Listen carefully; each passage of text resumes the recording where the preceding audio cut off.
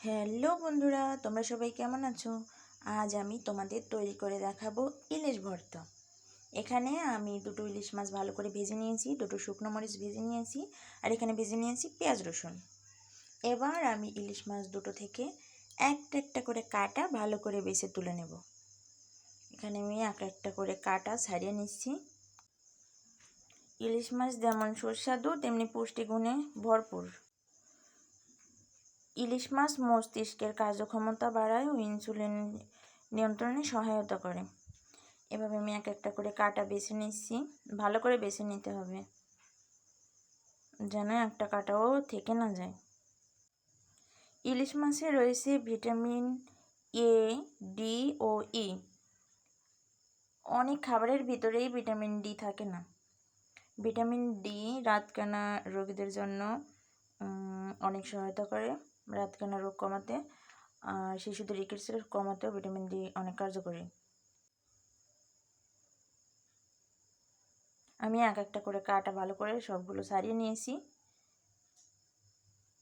এবার আমি মরিচ দুটো আর কিছু পরিমাণ লবণ ভালো করে মেখে নিচ্ছি। ভালো করে মেখে নেব।